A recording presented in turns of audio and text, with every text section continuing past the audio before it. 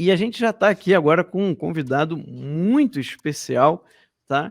Eu tinha anunciado aqui para vocês antes, ele acabou de chegar, já está aqui na bancada dos nossos estúdios de Brasília. A gente está recebendo o ministro do Turismo, Gilson Machado Neto, ele que assumiu a pasta em dezembro do ano passado, após mais de um ano como presidente da Embratur. Antes de assumir a Embratur, ele também foi secretário nacional de Ecoturismo do Ministério do Meio Ambiente. Gilson Machado é formado em Medicina Veterinária, mas decidiu atuar no setor do turismo. Ele também é membro do trade turístico da Rota dos Milagres e do Convention Bureau de Maragogi. Maragogi. Bom dia, ministro, tudo bom? Muito bom dia, Max. É um prazer a gente estar aqui, não é? E divulgar o turismo do nosso Brasil, o potencial que o nosso país tem. E o turismo pode ser tão importante para a economia brasileira quanto o agronegócio. E o turismo sempre foi usado no Brasil como moeda de troca dos ministérios, né? Nunca, até hoje, você sempre viu o turismo relevado a segundo plano. E esse governo, o presidente Bolsonaro, acredita no turismo. Nunca um presidente brasileiro falou sobre o turismo na ONU, no reunião do G20. E o presidente acredita no potencial que nós temos. E nós temos feito isso daí, mostrado isso aí, com ações que nunca outros presidentes conseguiram, né? Por exemplo, eu fui coordenador, antes do presidente tomar posse, eu fui coordenador na transição governamental do grupo temático do turismo. E a gente conseguiu um trabalho nosso lá, que o brasileiro, que o Brasil, ele isentasse o americano, o canadense, o japonês, o australiano de visto. Porque por uma questão ideológica da esquerda, quantos bilhões de reais o nosso país não perdeu burramente para o Caribe, para o México, Cancún e tantos outros países que não exigem visto para americano. Aí nós abrimos o visto para americano. Começou a ter o fluxo, infelizmente veio a pandemia, mas a briga pelo turista internacional é a briga de cachorro grande. Foi o que o México fez, foi o que o Caribe fez. Liberou o americano e canadense para vir, para entrar no país deles, apenas com driver's license, só com a carteira de motorista. Por quê? Porque apenas 32% dos americanos possuem passaporte. Olha só. E o americano quer, você sabe, o americano quer descomplicação na vida dele. Todo mundo sabe o motivo que o americano quer vir para o Brasil, para o México. Ele quer para se divertir, para tirar férias, para gastar o dinheiro dele, para conhecer a gastronomia, conhecer a nossa vinicultura, que a cada dia está melhor, nossa enocultura, o enoturismo. E não para vir trabalhar no Brasil, se submeter à CLT brasileira. Entendeu? Então, a gente burramente, e esse governo está, sim, abordando temas que eram tabus, né? Nós já revogamos mais de 436 normas dentro do Ministério do Turismo que engessavam, atrapalhavam o empresário que quer produzir, né? Porque quem gera emprego não é o governo, não é o presidente, não sou eu, não é o empresário que bota o dele na reta, que está lá na ponta. Esse cara sim é que nós valorizamos, porque esse cara é quem faz o país crescer, é quem faz quem vai tirar quem está na assistência social, quem está no assistencialismo, porque hoje, com a recuperação econômica que o Brasil está tendo, diga-se de passagem, é a maior da América Latina, a gente já vê que os empregos estão voltando, não é? Primeiramente no setor formal e depois no setor informal, que infelizmente não voltou com força ainda por causa dos governadores que continuaram decretando lockdown e prejudicando a economia informal, que são os 40 milhões de desassistidos, que o nosso governo não desassistiu. Nós demos em torno de 300 bilhões de reais, distribuímos para as camadas sociais que eram desassistidas, pessoas que eram totalmente, como é mesmo que diz a história, eram pessoas que não apareciam, né? Eram os invisíveis. E nós detectamos mais de 40 milhões de pessoas que eram desalentados, que tinham perdido a esperança de procurar um emprego, tinham perdido a esperança de vir fazendo bico para a sobrevivência. Então é isso. E a maneira mais fácil de incluir esse pessoal no mercado de trabalho de novo é através do turismo, porque não precisa de tanta especialização para ser um guia turístico, para ser um garçom no hotel, para ser uma camareira, uma arrumadeira, enfim, para ser um pedreiro, um servente que vai construir um hotel, que hoje já temos 147 novos hotéis sendo construídos no Brasil. O turismo ele absorve uma parte de mão de obra que tem pouca qualificação. Mas não por isso nós vamos deixar de qualificar. É isso que o Ministério do Turismo está fazendo também, vários cursos que qualificam para o inglês, para o bom atendimento, para enoturismo, enfim, para várias coisas. Perfeito. Carlos. Bom dia, senhor ministro. Renovo aqui a alegria de recebê-lo aqui no Boletim da Manhã do Terça Livre. E me impressiona de maneira muito positiva que, pela uma das poucas vezes, a gente observa que se trata o turismo como um ativo econômico, né? O que se fala de economia no Brasil parece que é crime, né? Parece que a única coisa que regula e que avança e que pode ter potência criadora é o Estado brasileiro. O senhor já colocou muito bem. O Estado brasileiro não é qualquer Estado, né? O senhor já colocou muito bem de que a criação de riqueza está exatamente no setor, no investidor, na qualificação da mão de obra, na nossa condição de trabalho. Então, eu queria exatamente perguntar ao senhor, nessa linha, com essa mudança efetiva de visão em relação ao turismo ser um ativo econômico e também de alta empregabilidade, alguns estudos mostram que no mundo inteiro são 300 milhões de pessoas que trabalham no campo do turismo e a produção de riqueza vai na faixa do PIB mundial, em torno quase que, acho que de 11%. Né, 11 a 12% do PIB mundial. Do PIB mundial está no turismo. Então, exatamente, o que o senhor explicasse e alguns para países, essa potência? E tem alguns países que chegam a mais de 80% do Olha PIB só. do turismo. Como os países do Caribe, por exemplo. Os países que são extremamente turísticos. E nós temos case dentro do Brasil, por exemplo, Fernando Noronha. Desculpe, tem crise de água, tem quase que aridez profunda. Não, né? água lá é água do mar, que água eles do mar, dessalinizam, né? E, por exemplo, agora tem locais no Brasil, por exemplo, Fernando Noronha. Mais de 80% do PIB de Fernando Noronha vem do turismo, entendeu? O Brasil, eu costumo dizer, nós somos um esmoléu deitado no veio de ouro. Porque nenhum país tem o potencial de turismo que o Brasil tem. Mas não é apenas pelo que nós temos, não, que são os 6 biomas, a Mata Atlântica, a Amazônia, a Caatinga, o Cerrado, Pantanal, os Pampas. A nossa Amazônia Azul, com mais de 8 mil quilômetros de costa, com mais de 1.000 ilhas, com mais de 37 mil quilômetros de margem de rio, capilaridade hídrica, de águas limpas, de ictiofauna, quantidade de peixe, que nenhum país se iguala ao nosso. Os maiores recordes mundiais de peixe de bico, o marlin, é do Brasil, lá no Espírito Santo. O recorde de dourado, de uaru, de arabaiana, que são peixes esportivos, são todos no Brasil. E você vê também os peixes de água doce, o tucunaré, que é o peacock bass. Os americanos estão indo lá para São Gabriel da Cachoeira, estão indo para Manaus, para Barcelos, para pescar, para Alter do Chão, para fazer turismo de pesca esportiva. E os recordes mundiais são aqui no Brasil. Tem os barcos hotéis maravilhosos lá também hoje. Então, nada se compara ao Brasil. E sempre o turismo esteve nas colunas sociais, quando na realidade tinha que estar na coluna econômica. Porque o turismo no Brasil gera em torno de 7 milhões de empregos para o Brasil e representa ainda apenas 8% do nosso PIB. Né? Eu acho que nós temos, sim, condições de ter mais de 20% do PIB. Eu vou lhe dar um exemplo. Em 1966, o ano que a Embratur foi criada, o Brasil tinha 90 milhões de habitantes. O mundo emitia 400 milhões de turistas. E nós recebíamos 4 milhões de turistas internacionais. Hoje, o Brasil tem em torno de 220 milhões de habitantes. 210, 220. Né? Tem que aferir no... O mundo emite, sem ser no período de pandemia, claro, porque no período de pandemia está tudo parado as fronteiras. Mas o mundo emite 1,5 bilhão de turistas internacionais. E nós recebemos apenas 6 milhões de turistas internacionais.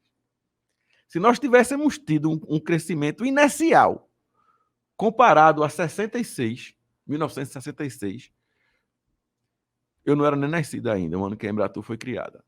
Nós éramos para estar hoje com 15 milhões de turistas internacionais e só recebemos 6. Agora, com essa crise, teve um lado também que o brasileiro que viajava para o exterior, que é um brasileiro, diga-se de passagem, de altíssimo poder aquisitivo, em torno de 11 milhões de brasileiros, deixam 19 bilhões de dólares lá fora por ano. Esse pessoal está todo viajando aqui dentro e conhecendo o Brasil.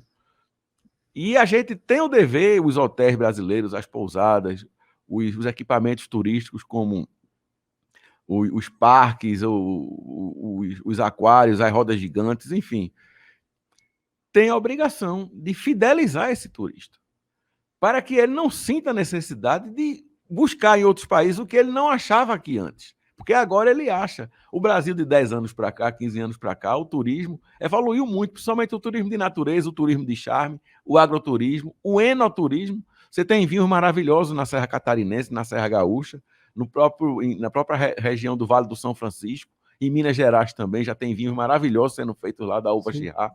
Então você vê que não é porque o vinho está sendo feito num local diferente, com a terra, com um terroir diferente, que ele vai ser pior do que o terroir da França, da Borgonha, da Califórnia, do Vale do Napa, ou do Vale do Aconcagua no Chile. Não. Ele pode ter o sabor diferente pelo fato dele estar numa localização geográfica diferente. Mas se ele é feito com a mesma qualidade, com a mesma percepção, com as mesmas uvas, ele tem uma altíssima qualidade com apenas um sabor diferente. Ele não tem a obrigação de ter o mesmo sabor do vinho da Borgonha. Ele tem a obrigação de ter uma qualidade de elaboração, entendeu? Então nós temos vinho maravilhoso no Brasil, e quando você bota em disputas às cegas, o vinho brasileiro já está disputando nas cabeças aí no mundo todo. Sim. Mesma coisa o queijo lá de Minas Gerais, entendeu? E foi o caso até, ministro, do espumante, né, da Valdugo, que surpreendeu até no Wine Spectator, foi uma realidade dessa, tirou primeiro lugar. Primeiro lugar, exatamente, sem rótulo. Sem rótulo. Não tem origem. A prova é cegas. A prova e tudo. Entendeu? Deixa eu só fazer uma complementação rápida, que eu acho importante, o senhor está citando. Eu tenho um dado aqui que fala das unidades conservadoras, aproveitar, lógico, a experiência que o senhor já teve nessas áreas. Internamente nos Estados Unidos, 327 aproximadamente milhões de pessoas visitaram em 2019. Nos Estados Unidos ela tem 419 unidades de conservação. No Brasil foram apenas 15 milhões. Então, quer dizer, essa riqueza, esse potencial interno, essa possibilidade, né, de utilizar esses ativos de toda sorte, porque também não é só unidade de conservação, mas nós temos a questão de ordem do turismo religioso, nós temos essas áreas, por exemplo, de praias, enfim, áreas de serra, por exemplo, as serras do Rio de Janeiro, que eu falo isso, não, obviamente, mais famosa lá no sul, tá bom, Gramado, sim, Canela, etc. Mas, por exemplo, nós temos, até mesmo em Pernambuco, né? Ali Fernando de Noronha, o Vale do Catimbau também. Garanhuns, que se come fundir. Já tem vinho lá em Garanhuns sendo feito agora, viu, também. Então, já tem vinícola nova em Garanhuns. Então, o turismo do Brasil está se adequando. Eu acho que nós temos o potencial, principalmente nos parques, né? Nós estamos agora com o programa de concessão de parques, junto com a Unesco, com o BNDES e com o Ministério do Meio Ambiente, o MMA, que nós vamos conceder 9 parques nacionais. Estamos finalizando os modelos, que é o Parque Nacional da Serra da Bodoquena, o Parque Nacional daqui de Brasília, a Floresta Nacional de Brasília, o Parque Nacional do Lençóis Maranhenses, o Parque Nacional de Jericoacoara, o Parque Nacional da Chapada dos Guimarães, o Parque Nacional da Serra dos Órgãos, no Rio de Janeiro, o Parque Nacional de Ubajara, no Ceará. Esse daí a gente está em estudo ainda a respeito com o ICMBio. O Parque Nacional da Serra da Capivara, no Piauí, e o Parque Nacional da Serra da Bocaina, em São Paulo. São esses parques. O modelo de estrutura econômica é um agente privado operando e fazendo a conservação. Operando e fazendo a conservação e dando espaço para a universidade estar lá dentro para pesquisa, entendeu? Então, então, a exploração, no sentido do senhor falou da pesquisa, sustentável, da bioeconomia, por exemplo. Economia criativa, porque é o seguinte, a gente hoje não consegue mais, no mundo pós-pandemia, né? Eu vou lhe dar um dado. Em 2019, antes da pandemia, de cada 100 pesquisas que eram feitas no Google, com a palavra turismo, vacation, férias, turismo, apenas 10 eram por turismo de natureza, ou 10%. Hoje, pandemia, de cada 100 buscas por turismo no mundo, 54 são por turismo de natureza. Então, qual é o país que tem um potencial que o Brasil tem? Não apenas pelo que nós temos, mas também pelo que nós não temos. Entendeu, Carlos? A gente não tem maremoto, terremoto, furacão, guerra. A gente não tem nenhum problema de recurso natural. Agora, a gente tem uma legislação que você... Vou dar um exemplo, né? Você, para mergulhar em Maragogi, tem uma legislação lá ambiental, né, que nós estamos lutando para revogar, não revogamos ainda, que o cara tem que mergulhar com crachá. Meu Deus. Para que peste o cara quer mergulhar com o crachá. O que é que o peixe vai ler no crachá, bicho? Esse tipo de coisa, rapaz. Entendeu? Antigamente, no IFAM, por exemplo, para tirar uma licença, durava de 45 dias a 15 anos, 10 anos. Hoje em dia, você tira online as licenças. Com 30 minutos, você consegue tirar. Entendeu? Nós temos que destravar o gerador de emprego. Sim, Tem sim. gente desempregada no país da gente que precisa... E outra coisa, você hoje não consegue dissociar turismo de sustentabilidade. Há uma semana atrás, 15 dias atrás, eu fiz uma entrevista na CNN com a excelente jornalista Basília Rodrigues, e ela me perguntando se o turista ia depredar a Amazônia, se o turista valia a pena me levar porque ia tocar fogo na mata. Eu digo, Excelente entrevista, eu percebi. você viu, né? percebi. Aí eu disse, Basília, olha, o mundo mudou, o turista hoje, ele só vai no lugar se tiver sustentabilidade. Ele só vai no lugar se tiver preservação. E o Brasil está conservado sim. Nós temos mais de 80% do nosso território na Amazônia, igual quando Jesus Cristo veio à Terra. Nós temos mais de 60% do nosso território no Brasil, igual quando Jesus Cristo veio à Terra. Nenhum país do mundo tem isso.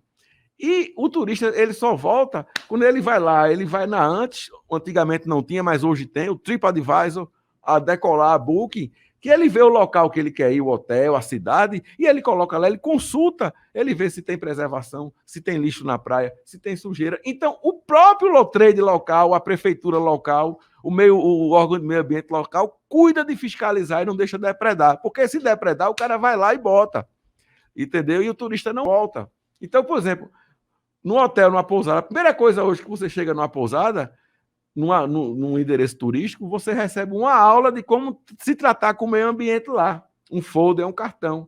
O que é que pode e o que não pode. Então, por exemplo, você vai no Recife natural, lá em Maragogi, você não pode alimentar o peixe.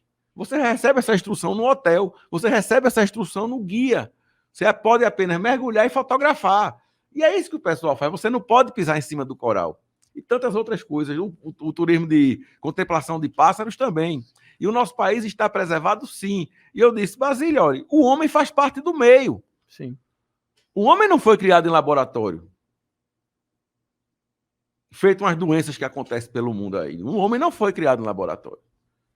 Então é isso. E o nosso país está assim, fazendo um dever de casa. O nosso país agora... É porque a grande mídia não mostra. Tá entendendo, Max? Mas nosso país entrou no Conselho Executivo da ONU, bicho. Da Organização Mundial do Turismo na última sexta-feira. Isso a grande mídia não mostra. Por quê? Porque esse governo está acreditado internacionalmente da forma que está conduzindo. Nenhum país está conduzindo a crise da Covid na América Latina como o Brasil. Nós já somos o terceiro em vacinação, em distribuição de doses. Nós já estamos fabricando a vacina aqui dentro. Então, nós somos exemplo. Entendeu? Infelizmente, tivemos 500 mil mortos, tivemos. Mas tivemos também mais de 14 milhões de pessoas curadas. Isso ninguém fala.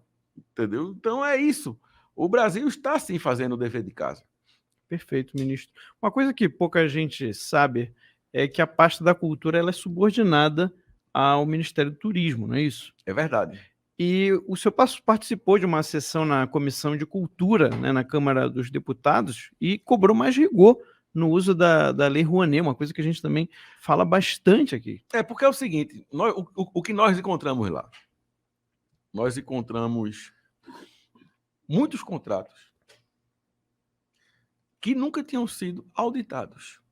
Nossa. Você pega, vou dizer, a minha banda vai tocar em Cabrobó, tem uma banda de forró brucelose. A Impetu, que é a empresa de turismo de Pernambuco, me contrata, né?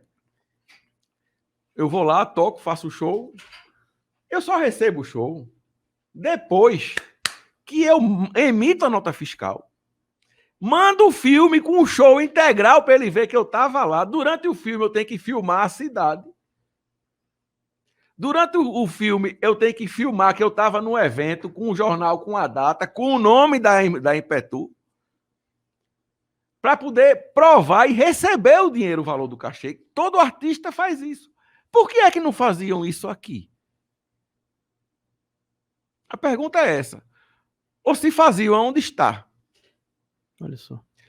Aí eu digo o seguinte, vamos lá. Nós encontramos lá o secretário Mário Frias, que por sinal o André Porciúncula também que é o que cuida da Lei Rouanet, que está fazendo um excelente trabalho, diga-se de passagem. Nós encontramos lá mais de 20 mil processos, né, que a política pública da cultura consumiu nos últimos 20 anos em torno de 13 bilhões de reais. Nossa. Desses 13 bilhões de reais, alguns, né, sua grande maioria do montante desses 13 bilhões, em torno de 75% dos projetos, contemplavam apenas 10% dos proponentes. Eu não estou aqui afirmando que eles eram amigos do rei, não. Mas coisas horríveis eram feitas com dinheiro público, né? Você já viu aquela peça Macaquinhos? Quem não viu, bote na internet e veja, porque eu não vou botar aqui para você ver, terrível. porque se eu botar, eu acho que vão cortar Vão a página. cortar, sim. Entendeu? A peça Lebete, 6 milhões e meio de reais com dinheiro da Lei Rouanet. Público! Nossa. Né? Eu digo o seguinte, com dinheiro privado, eu dou meu sangue, eu luto para que você nunca perca o direito de fazer esse tipo de peça. Dentro de um lugar que criança não tem acesso, só adulto, né? Porque a criança é criança, bicho. Sim. Entendeu? Eu dou meu sangue para que você não seja censurado nunca. Entre quatro paredes, urre!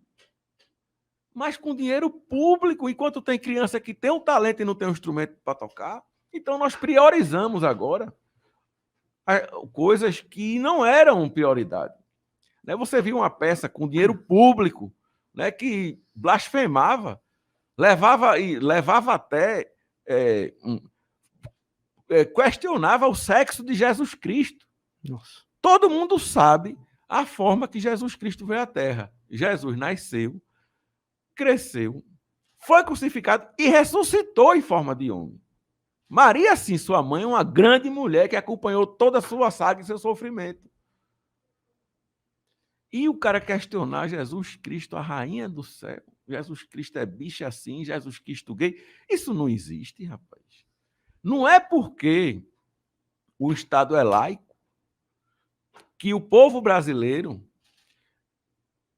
vai ser ateu. O nosso povo não é ateu. E esse governo aqui não é anticristão. Nós respeitamos, sim, o cristão. Então, é isso que nós estamos fazendo. Estamos priorizando também instrumentos perenes hoje com o dinheiro da cultura. Por exemplo, museus, templos religiosos, por exemplo, as igrejas que eu inaugurei agora, no último mês, umas 8 igrejas belíssimas que estavam verdadeiros monumentos ao descaso em Recife. Inaugurei em São Paulo também, Iguape, inaugurei em Camaçari, em Itaparica, na Bahia, em Maragogipe, na Bahia, Ilhéus, a gente foi lá também. E a gente está vendo que são tempos que você devolve à sociedade obras belíssimas do turismo religioso, histórico e cultural, que estavam abandonadas, verdadeiros monumentos ao descaso, e geram equipamento perene. Quando você abre uma igreja que estava fechada, ela dá visitação durante o dia todo, o ano todo. Sim. Entendeu? Então a gente está priorizando, estamos priorizando as orquestras infantis, as orquestras dos municípios, a formação de novos músicos com os planos anuais. Então é isso, entendeu? E bons projetos. Agora estamos também na cultura auditando o que nós estamos fazendo. Nós não temos nenhuma demanda reprimida de auditoria hoje, do nosso período que nós entramos, desde que eu entrei como ministro do Turismo. Agora, tem uma demanda reprimida de mais de 20 mil processos para analisar, que o próprio TCU manda analisar. Então, não é assim chegar agora nesse governo, você recebe, mas você vai ter que prestar conta. Prestação de conta é necessário ser feita, é muito salutar para a democracia. E isso daí o pessoal está de orelha em pé, de cabelo em pé, porque vai ter que prestar. É dinheiro do contribuinte, né? Então, é óbvio, o suor honesto nosso que irriga os cofres públicos. É o dinheiro meu, seu, de todos vocês que estão me assistindo aí agora, né? Que eram feitas coisas estimulando a pedofilia, zoofilia, necrofilia, a pestifilia, eu fazia. Tudo que fosse de filia, eles faziam. Aí pronto. Não, e acho que a recuperação também, ministro, dessa questão de ordem histórica do país, as tradições, porque as igrejas representam muito isso. As igrejas, os fortes, nós temos os fortes portugueses, Sim. Eu fui agora num forte, no limite do Brasil com a Bolívia. O Forte Príncipe da Beira, o maior forte português da América Latina. Uma coisa belíssima, belíssima na cidade de Costa Marques, um instrumento que você não acredita que aquilo está no lugar daquele. E foi feito no ano de 1700. Você imagina, entendeu? Vale a pena. Quem puder, vá conhecer esse forte. Temos vários fortes hoje no Brasil todo também. Temos na Bahia, temos em Pernambuco, temos no Rio Grande do Sul, em todo canto. É isso aí. Eu vou passar por um tema que eu acho que também é muito relevante, que uma das coisas que a gente assiste, o senhor comentou logo aqui no começo, né, que disse que antigamente as pastas, né, de ministérios eram distribuídas através dos interesses políticos partidários e trabalhavam como se fossem, vamos dizer assim, governos próprios, quer dizer, seriam vários governos num governo só. Então, eu acho que essa integração que ocorre hoje, por exemplo, por que eu estou dizendo isso? Com o Ministério da Infraestrutura, o conjunto de operações integradas que podem gerar uma alavancagem para essas áreas, por exemplo, de turismo, os acessos. O senhor pode falar um pouco sobre isso? Por exemplo, a questão da cabotagem, né, que está na área de infraestrutura, mas ela necessariamente tem um impacto preciosíssimo para o turismo interno, que você pode ter os cruzeiros, né, essa potencialização dessas riquezas internas. Mas a parte de cruzeiro marítimo, nós temos um problema muito sério aqui no Brasil, que infelizmente os juristas têm que resolver. O mundo hoje não contrata brasileiro em navio, pela questão da nossa CLT, que se sobrepõe à legislação internacional. Se chegar um navio na Austrália, precisando de funcionário, aí o brasileiro que está lá vai tentar entrar, arrumar um bico, um emprego no navio. Quando o cara vê que é brasileiro, o cara não contrata. Porque já é pacífico que o brasileiro que botar o australiano na justiça, o australiano tem que responder aqui. Olha só. Então a gente tem que ver isso aí. Nós temos normas internacionais que regem isso, que por isso que nós não temos nenhum navio na nossa costa. O potencial que nós temos não é para ter 200 navios aqui na costa brasileira. Só temos 6. Né? Tivemos a Royal Caribbean, que chegou a operar no Brasil, foi-se embora com mais de 110 milhões de dólares de prejuízo de cláusulas trabalhistas. No Brasil, você não consegue nem manter uma churrascaria, né? Entendeu? Então, isso daí, ou você escolhe que é muito direito e zero emprego, ou então você vai morar no país que você tenha pleno emprego e seu capital humano seja valorizado. Que todo patrão tenha medo de perder você. Entendeu? Porque, na realidade, o que ocorre é isso hoje. Isso daí é um gargalo que o Brasil tem muito grande, essa parte trabalhista, principalmente na parte de cruzeiros. Agora, voltando ao tema que você estava falando dos ministérios, o Ministério do Turismo é muito transversal. E os nossos ministros não praticam empurroterapia, por exemplo. Quando eu vou num canto que eu vejo um problema da saúde, eu ligo para o Queiroga e já passo para ele tudinho, já entre em contato para a gente resolver. Como nós resolvemos agora, o Hospital do Câncer, lá de Presidente Prudente. Foi uma demanda que me chegou e eu peguei o Mozart, que é o assessor especial da presidência, fomos direto ao Queiroga e resolvemos o Hospital do Câncer. O Presidente Prudente vai voltar. Hoje, eu estou viajando à noite com o ministro Bento. Nós vamos a Juazeiro do Norte, no Ceará, e amanhã nós estaremos em Pernambuco, na inauguração da maior usina de energia solar do Nordeste. Um espanhol, investiu mais de 1 bilhão de euros para fazer uma usina de energia solar com 2 mil hectares de placas solares, acreditando no nosso Brasil, porque o nosso Brasil está, sim, recuperando a autoestima do brasileiro e a confiança no mundo todo. Tanto é que nós temos uma previsão já de PIB para o fim do ano de mais de 4,5%. E eu acho que vai ser mais. E a gente resolvendo alguns gargalos que o Brasil tem, a gente vai para o ano para 7% tranquilo. Agora, entendeu? ministro... Nós estamos tendo austeridade. Por exemplo, nós concedemos agora, vou dar um exemplo, Max. Nós concedemos agora 22 aeroportos. Há 2 meses atrás. Quando eu cheguei na Bolsa de Valores de São Paulo, eu fui com o ministro Tarcísio. A primeira coisa que eu fiz quando eu cheguei lá, a repórter pegou, enfiou o microfone na minha cara e disse: como é que vocês vão? Com a cara feia da peste. Disse. como é que vocês vão conceder 22 aeroportos brasileiros numa época de crise dessa? Isso não é uma temeridade para o país? Aí eu disse, minha senhora, a senhora não tem bola de cristal. O pessimista, ele já começa errando. O otimista pode até errar, como dizia JK, né?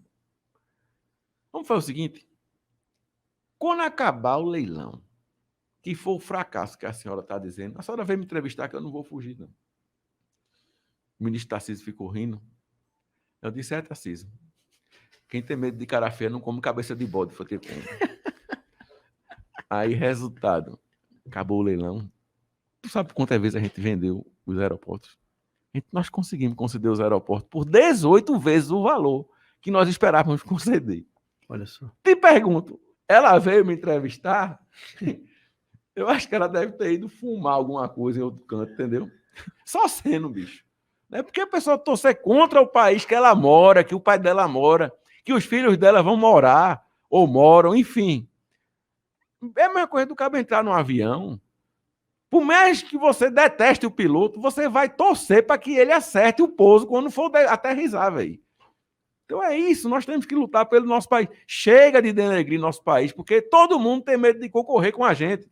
Você bota um cartaz de qualquer país do mundo falando de natureza, de turismo, de cultura, e bota um do Brasil, do mesmo lado, meu amigo, a lapada é muito grande. Você bota a catarata do Niágara e bota a catarata de Foz do Iguaçu, que eu vou estar lá no sábado, chega a ser humilhante, meu amigo. Mas não foi a esposa do Roosevelt que teve e disse por Niágara? Então, pois é. Pua Niágara.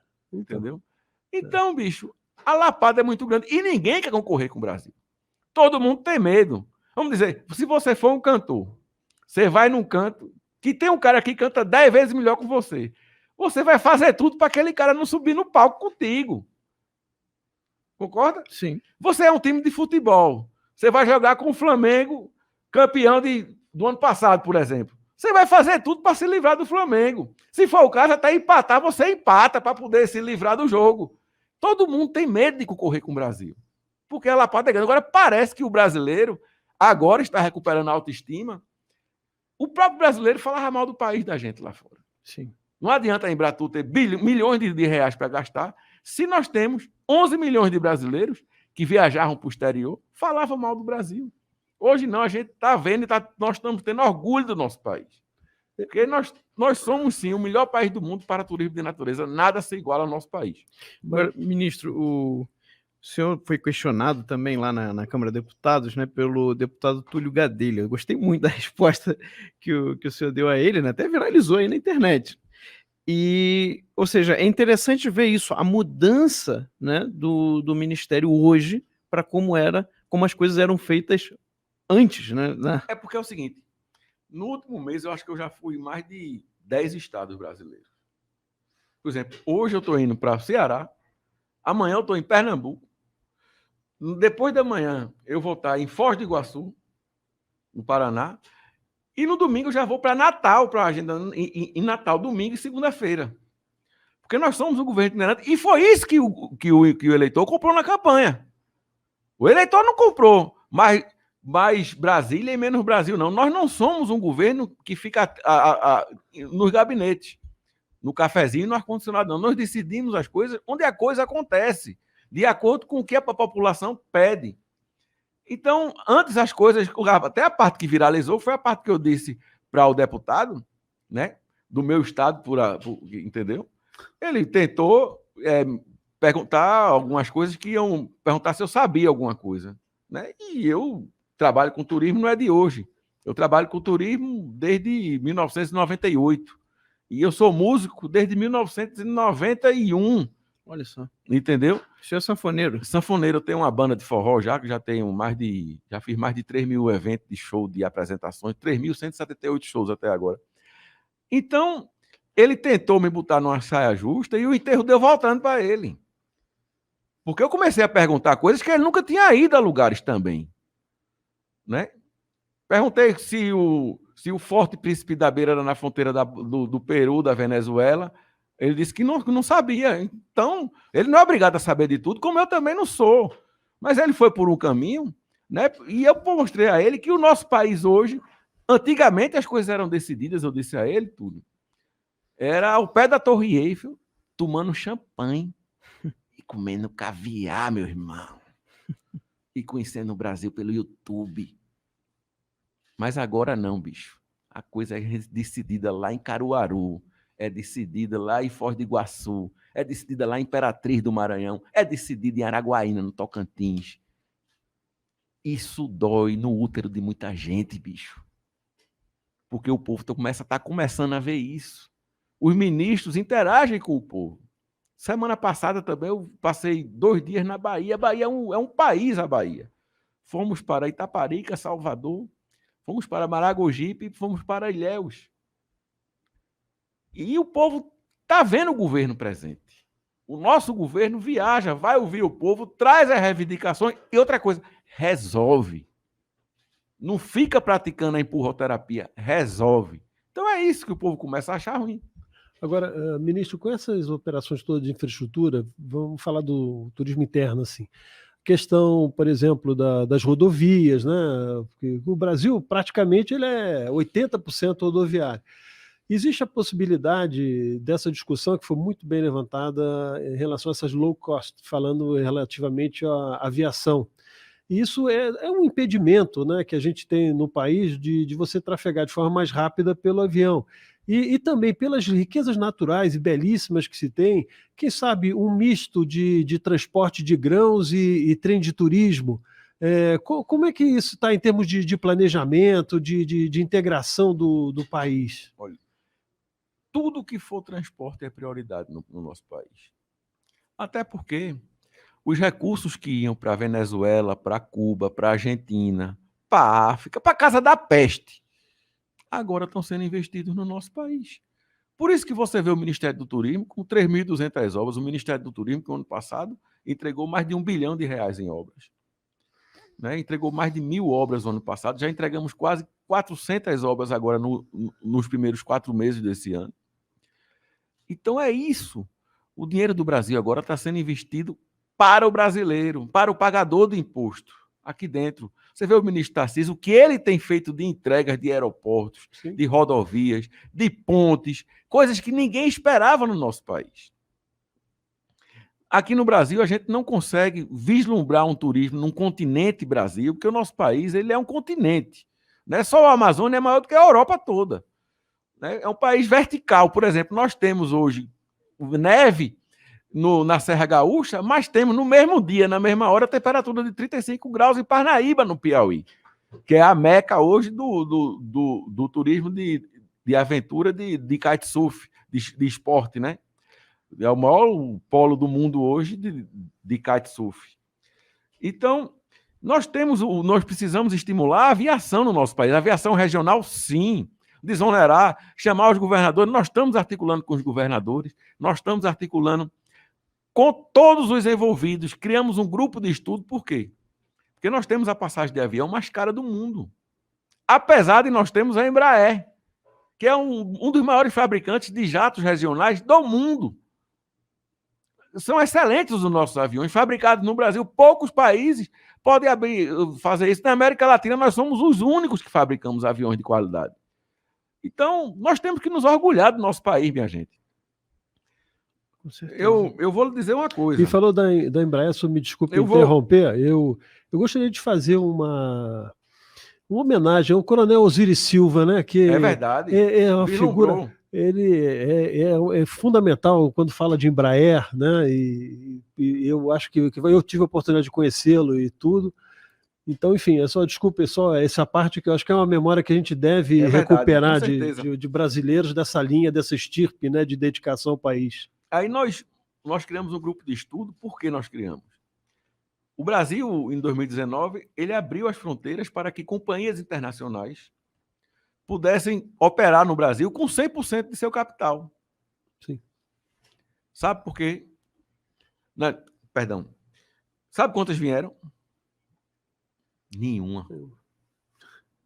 Nenhuma veio. Sabe por quê?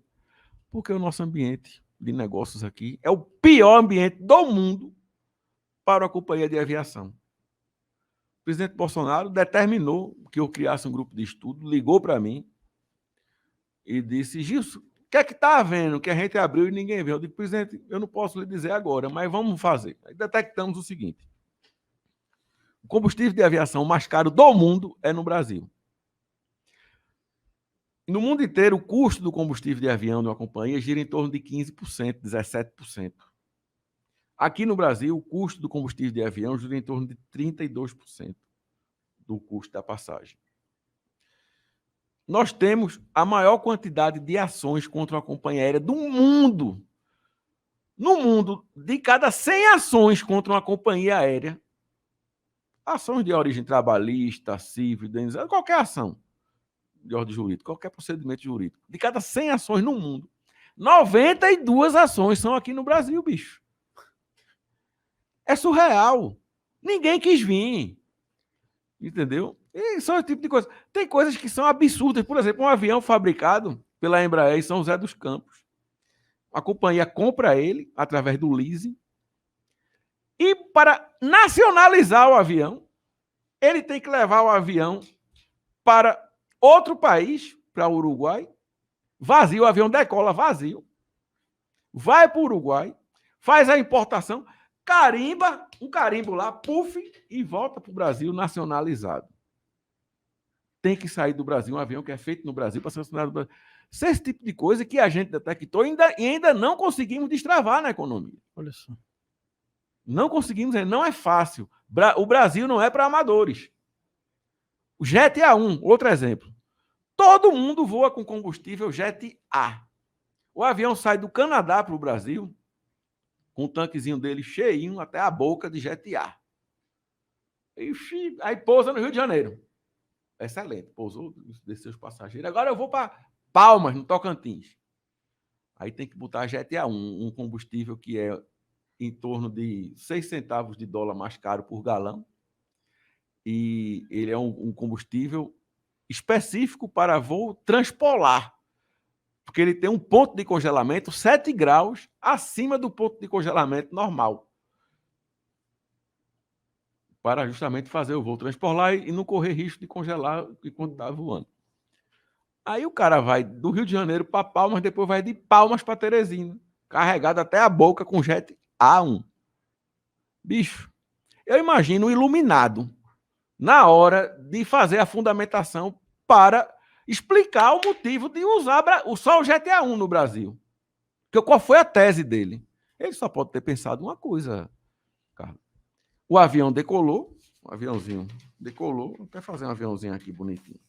Porque o negócio é tão iluminado mesmo, entendeu? Que dá vontade do cara, né? Cara, deixa eu fazer um aviãozinho aqui, dá tempo de eu fazer. Dá sim. Fazer aqui, porque esse negócio era bom que viralizasse mesmo, para o pessoal ver.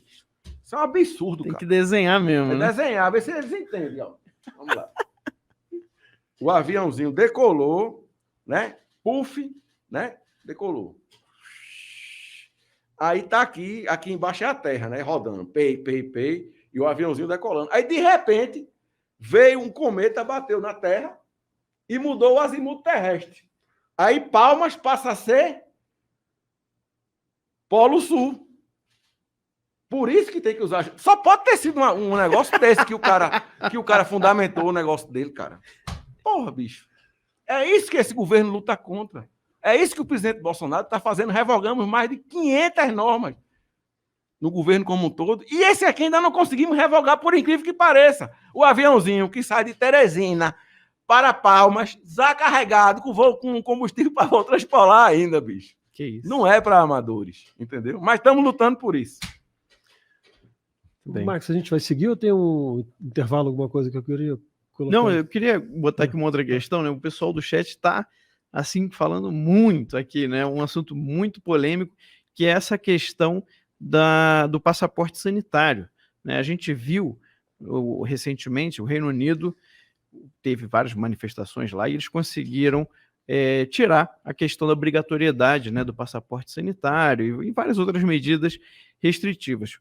Nos Estados Unidos, a gente também está vendo muita movimentação contrária ao passaporte sanitário, aqui na Europa também.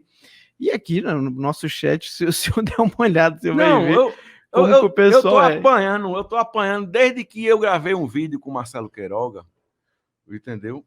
Eu comecei a apanhar. Mas porque eu acho que foi mal informação. Porque eu nunca falei em obrigatoriedade. Olha aí. Nunca falei. Inclusive, emiti na época um documento do Ministério do Turismo dizendo que nós somos contra qualquer coisa que gere obrigatoriedade de vacina e que segregue brasileiros. Apenas o que eu falei foi.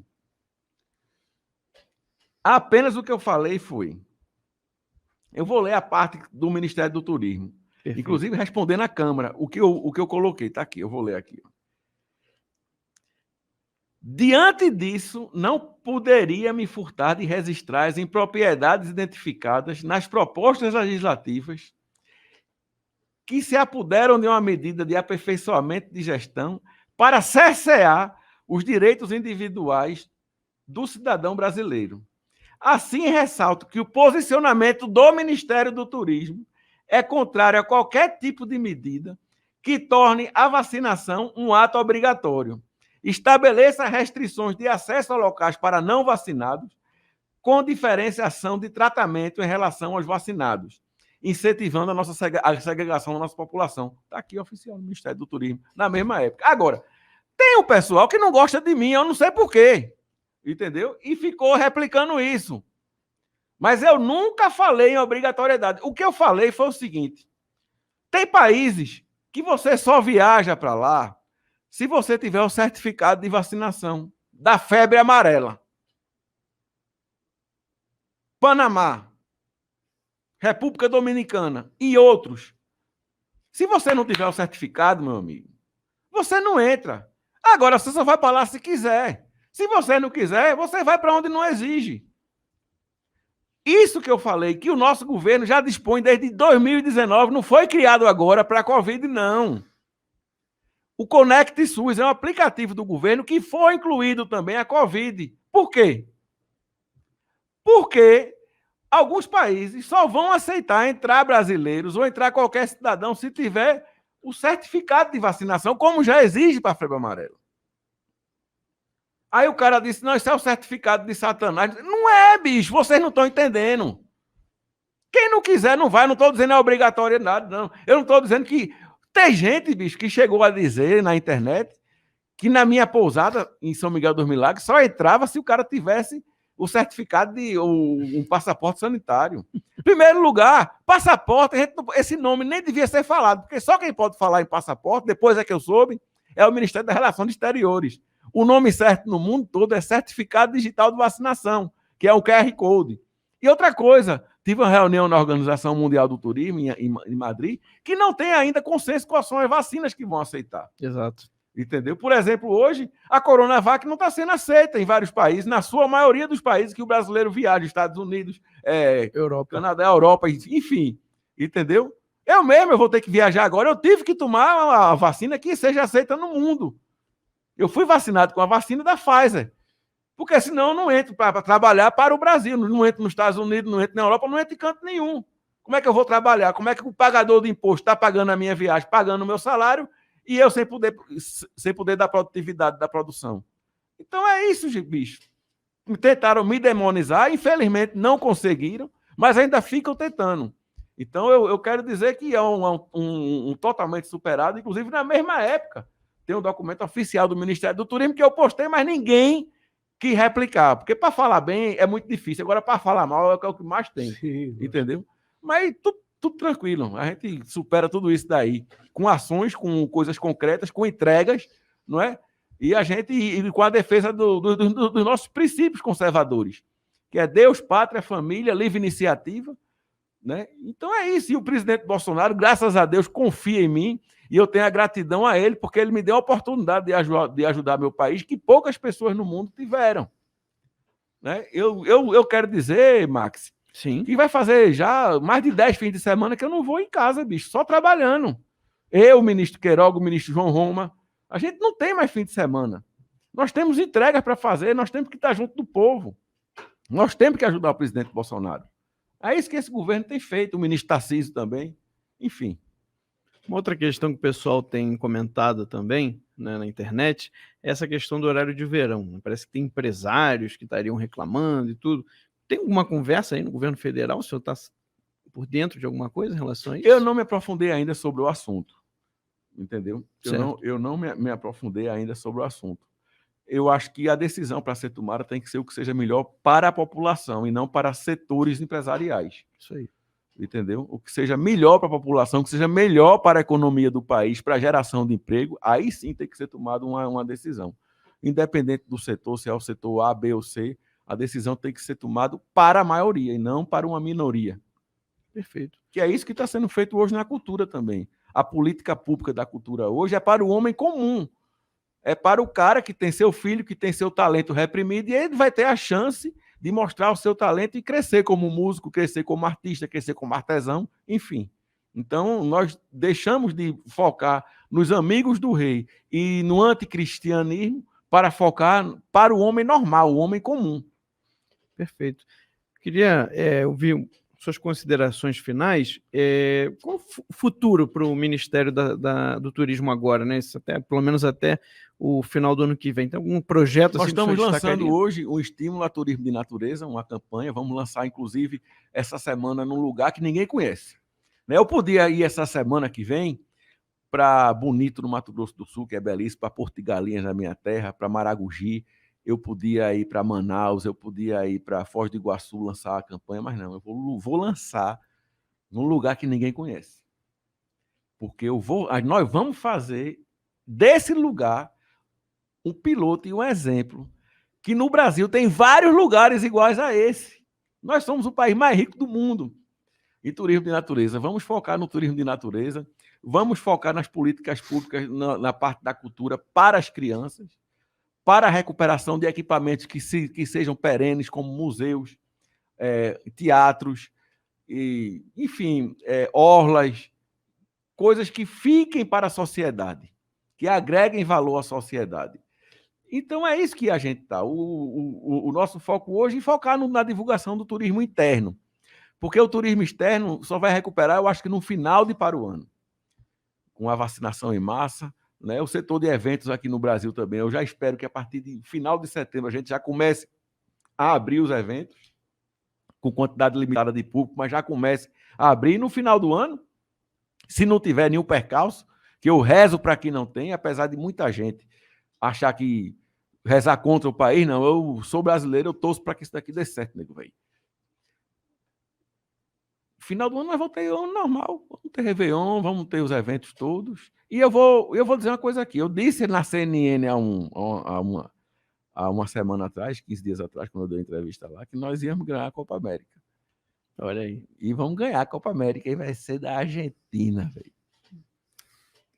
Show. Agora, se eu perder, eu tô lascado também. Perfeito, ministro. Muito obrigado pela sua participação aqui com a gente. Foi um prazer conhecê-lo e recebê-lo aqui nos nossos estúdios. Tá joia. Grande abraço.